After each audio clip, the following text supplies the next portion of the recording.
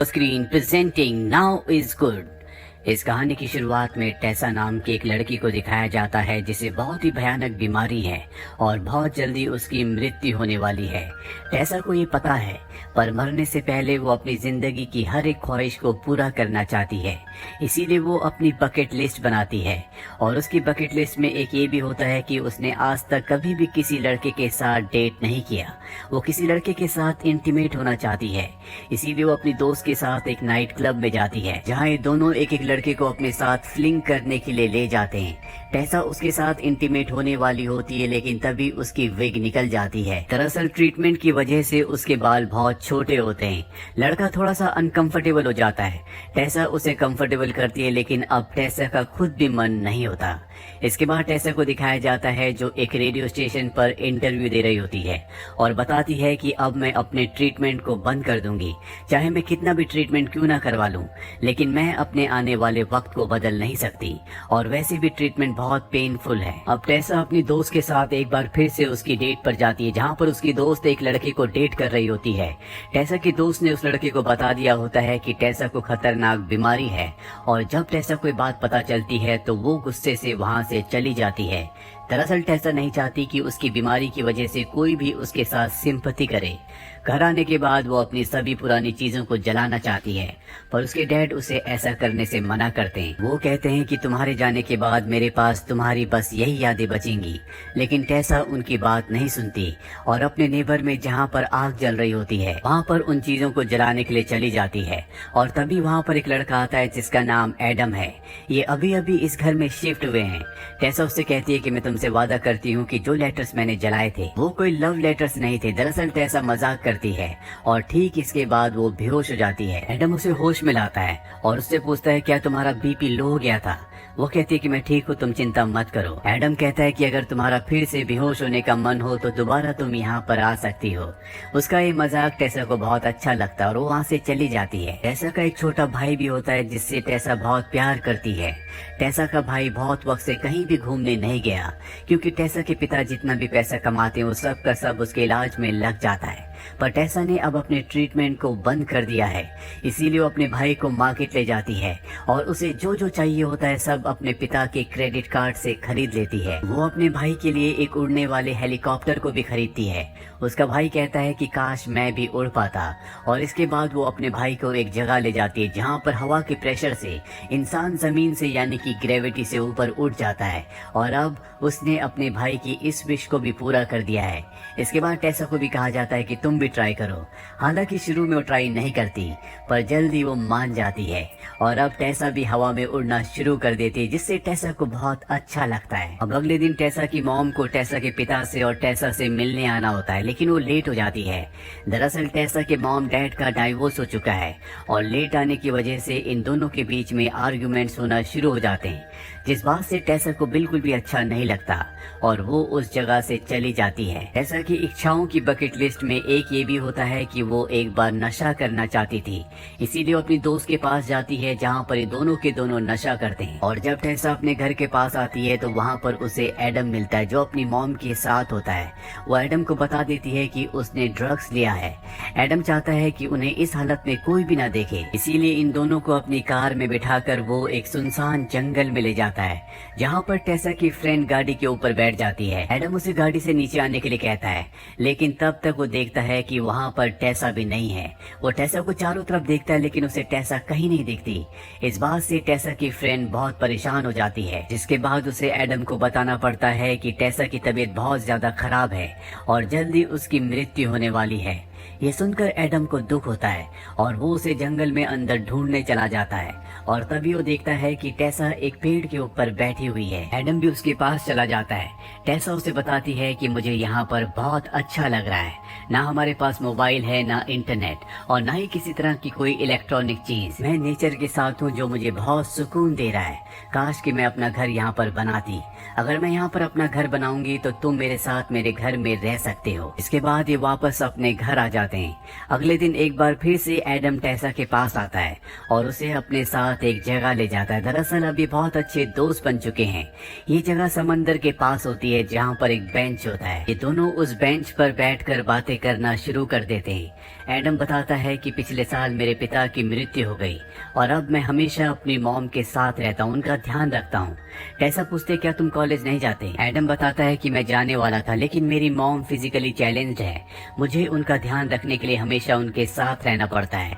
वो टेसा से पूछता है क्या तुम्हें पेड़ पर चढ़ने में डर नहीं लगा? वो कहती कि लगा था लेकिन बाद में मुझे बिल्कुल भी डर नहीं लगा और इस वक्त जब तुम मेरे साथ हो तो मुझे बिल्कुल डर नहीं लग रहा। ये दोनों इस जगह पर कुछ वक्त बिताने के बाद अपने घर की तरफ वापस जाते हैं। बस में इन्हें सीट नहीं मिलती, इसीलिए एडम टेसा को सहारा देने के लिए अपने गले से लगा लेता है जिससे उसे बहुत अच्छा लगता है। साथ ही रात को एडम टेसा को अपने दोस्त की एक पार्टी में ले जाता है। यहाँ पर टेसा देखती है कि उसकी फ्रेंड को जो लड़का डेट कर रहा था इस पार्टी में वो किसी और लड़की के साथ है, जिससे टेसा को गुस्सा आता है क्योंकि वो उसकी दोस्त को चीट कर रहा है। इसीलिए वो उसके सिर पर लिक्विड गिरा देती है। टेसा को पार्टी से जाना पड़ता है और एडम भी उसके साथ निकल जाता है।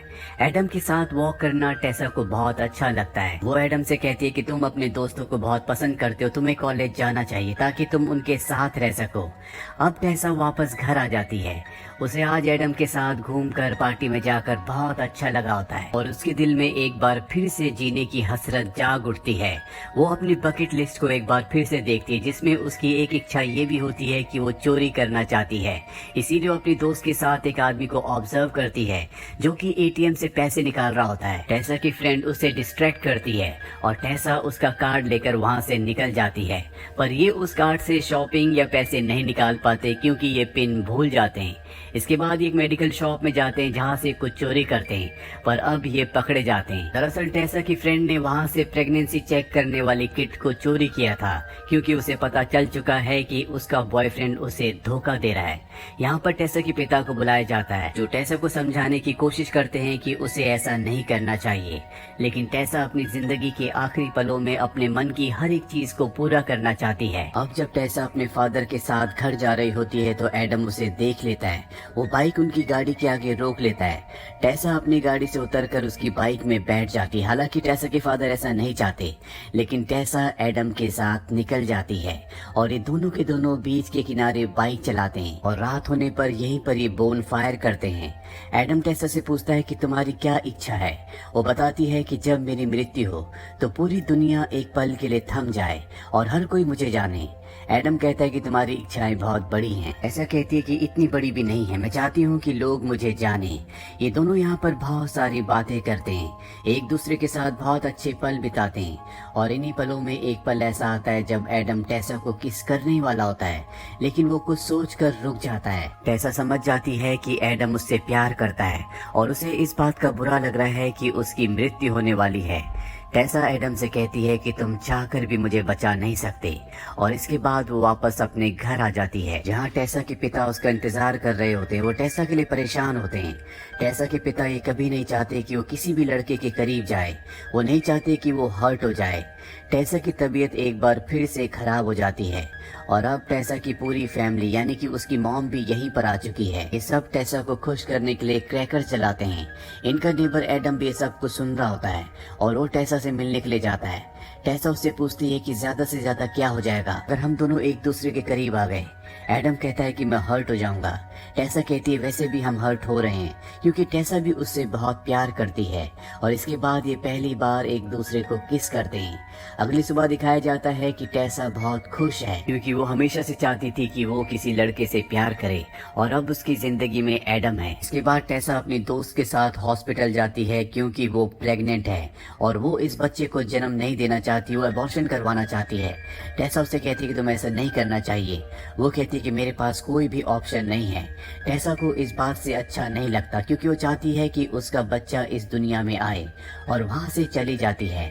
इसके बाद एडम उससे मिलने के लिए आता है और टेसा से कहता है कि आज तक हम कभी भी ऑफिशियल डेट पर नहीं गए, क्या हम कभी डेट पर चल सकते हैं? टेसा कहती है कि अभी, क्योंकि वो अपनी जिंदगी का एक पल भी वेस्ट नहीं करना चाहती और वो डेट के लिए रेडी होना शुरू हो जाती है। पर तभी वॉशरूम में उसकी नाक से ब्लड आना शुरू हो जाता है और एडम और टेसा की मॉम को उसे हॉस्पिटल ले जाना पड़ता है। पूरी रात हॉस्पिटल में बिताने के बाद अगली सुबह जब वो अपने घर जा रही होती है तो वो देखती है कि सड़कों पर कई जगह टेसा का नाम लिखा है और ऐसा एडम ने किया है क्योंकि टेसा की इच्छा थी कि लोग उसे जाने और इसीलिए एडम ने सड़कों पर दीवारों पर बहुत जगह उसका नाम लिख दिया होता है। टेसा को इससे बहुत खुशी होती है। वो एडम से मिलती है और ये दोनों एक दूसरे के साथ बहुत अच्छे पल बिताते हैं। अब ये एक दूसरे को बहुत प्यार करते हैं। टेसा पूरी तरह से रिकवर होने के बाद अपनी दोस्त से मिलने के लिए जाती है जो अपना एबॉर्शन करवाने के लिए हॉस्पिटल गई थी और टेसा ने उसे वहीं पर छोड़ दिया था। वो टेसा को बताती है कि मैंने फैसला कर लिया है, मैं एबॉर्शन नहीं करवाऊंगी, मैं इस बच्चे को जन्म दूंगी और एक अच्छी जिंदगी दूंगी। ऐसा ये सुनकर बहुत खुश हो जाती है। वो कहती है कि मैं तुम्हारे बच्चे को अपनी गोद में खिलाना चाहती हूँ, लेकिन उसके बच्चे को आने में अभी 5 महीने हैं और टेसा को नहीं पता कि इतने वक्त तक वो जिंदा रहेगी या नहीं। टेसा की जिंदगी में एडम के आने के बाद सब कुछ अच्छा हो गया है। वो एडम से कहती है कि मैं तुम्हारे साथ 24 घंटों तक रहना चाहती हूँ, मैं उन 24 घंटों के हर एक पल को जीना चाहती हूँ ताकि रात को जब मुझे अंधेरे में डर लगे तो मैं तुम्हें पकड़ लूं। और टेसा ये बात अपने पिता से कहती है। वो कहती है कि मैं एडम के साथ 24 घंटे बिताना चाहती हूँ, लेकिन उसके पिता साफ साफ मना कर देते हैं। टेसा रात को विंडो से एडम को अपने रूम में बुला लेती है। उसके पिता को पता है कि एडम उसके रूम में है। वो टेसा को बाहर से कहते हैं कि वो तुम्हें हर्ट कर देगा। टेसा कहती है कि वो ऐसा नहीं करेगा और अगर उसने ऐसा किया भी तो आप मुझे संभालने के लिए हैं, क्योंकि टेसा को पता है कि उसके पिता उससे बहुत प्यार करते हैं। अगले दिन टेसा का चेकअप करने के लिए नर्स आती है और वो बताती है कि अब तुम्हारे पास बहुत कम वक्त बचा है, जिससे टेसा पूरी तरह से टूट जाती है। वो एडम से मिलने उसके घर जाती है पर उसे पता चलता है कि एडम कॉलेज गया है क्योंकि अब वो कॉलेज अटेंड करना चाहता है। टेसा ने उसे इसके लिए एनकरेज किया होता है पर टेसा को इससे बहुत गुस्सा आता है क्योंकि इस पल में जब उसका दिल पूरी तरह से टूटा हुआ है तो उसे एडम का साथ चाहिए था। वो घर वापस आकर अपने कमरे को पूरी तरह से तितर बितर कर देती है और जब उसके पिता ये देखते हैं तो कहते हैं कि मैं तुम्हारी हर एक चीज को संभाल कर रखना चाहता हूँ ताकि तुम हमेशा इन चीजों के जरिए मेरे साथ रहो, लेकिन तुमने कभी मेरे इमोशंस को नहीं समझा। यहाँ पर दीवार पर वो देखते हैं कि टेसा ने अपनी बकेट लिस्ट लिखी है, इन इच्छाओं को पूरा करना चाहती है। टेसा के पिता पूरी तरह से टूट जाते हैं, उनकी आंखों में आंसू होते हैं। दरअसल वो टेसा के साथ वक्त बिताना चाहते हैं, लेकिन टेसा अपनी बकेट लिस्ट को यानी कि अपनी इच्छाओं को पूरा करने के चलते उन्हें वक्त नहीं दे पाती। टेसा को यहाँ पर अपनी गलती का एहसास होता है और वो अपने पिता से माफी मांगती है। इसके बाद वो समंदर के किनारे उसी बेंच पर जाकर बैठ जाती है जहाँ पर वो एडम के साथ आई थी। एडम भी इस जगह पर पहुंच जाता है जिससे टेसा बहुत नाराज होती है। एडम टेसा से कहता है कि तुमने मुझे कहा था कि मुझे यूनिवर्सिटी जाना चाहिए, वैसे भी बहुत जल्दी तुम मुझे छोड़कर जाने वाली हो, तुम्हारे जाने के बाद मैं इस दुनिया में पूरी तरह से अकेला हो जाऊंगा। और ये कहते कहते उसकी आंखों में आंसू आ जाते हैं। वो नहीं चाहता कि टेसा की मृत्यु हो, लेकिन वो इस चीज को कंट्रोल नहीं कर सकता। टेसा भी अब शांत हो चुकी है। वो एडम से कहती है कि जब तुम कॉलेज जाओगे तो मैं प्रे करती हूँ कि तुम्हें एक बार फिर से प्यार हो जाए ताकि मैं उस लड़की के प्यार के जरिए तुमसे एक बार फिर से मिल सकूं। टेसा की तबीयत अब बहुत ज्यादा खराब होना शुरू हो जाती है। उसके शरीर में बहुत ज्यादा कमजोरी आ चुकी है। वो बेड से भी बहुत कम ही उठती है, लेकिन एडम और टेसा के पिता उसका बहुत ध्यान रखते हैं।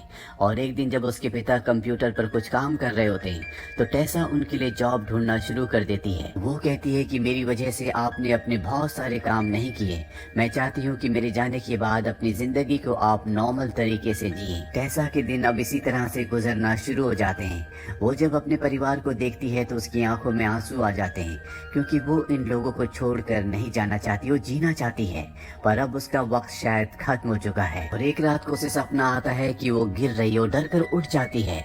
एडम भी उसके साथ होता है। वो उसे संभालता और कहता है कि मैं तुम्हें कभी नहीं गिरने दूंगा। टेसा अपनी जिंदगी के आखिरी पल अपने परिवार के साथ बिताती है। वो हर एक पल को जीती है। वो विजुलाइज करती है कि वो एडम के साथ अपनी फेवरेट जगह पर है। साथ ही वो ये भी विजुलाइज करती है कि उसकी दोस्त का जो बेटा हुआ है वो उसे खिला रही है। ऐसा बताती है कि ये जिंदगी बहुत सारे मोमेंट से बनी हुई है और हमें हर एक मोमेंट को जीना चाहिए। जो जिंदगी में हो रहा है उसे होने देना चाहिए। हमें अपने लोगों से, अपने परिवार से प्यार करना चाहिए और कोशिश करनी चाहिए कि जिंदगी जिंदगी की हर एक अपॉर्चुनिटी को, हर एक खुशी को हम एंजॉय कर सकें, ना कि दूसरों को ब्लेम करें, दूसरों की जिंदगी को कंट्रोल करें, क्योंकि ऐसा करना जिंदगी नहीं होगी। जिंदगी आजादी का नाम है, जिंदगी जीने का नाम है, क्योंकि किसी को नहीं पता कि कौन इस दुनिया में कितने वक्त तक है। इसके बाद टेसा की मृत्यु हो जाती है। टेसा की मृत्यु के बाद एडम अपने कॉलेज में एडमिशन ले लेता है। साथ ही उसके पिता भी अब जॉब करते हैं और उसकी दोस्त जो अबॉर्शन करवाना चाहती थी, उसके पास भी अब जिंदगी में एक मकसद है। वो अपने बच्चे की अच्छे से परवरिश करना चाहती है। तो ये थी पूरी कहानी फिल्म नाउ इज गुड की। उम्मीद करते हैं कि ये प्यारी सी लव स्टोरी आपको पसंद आई होगी।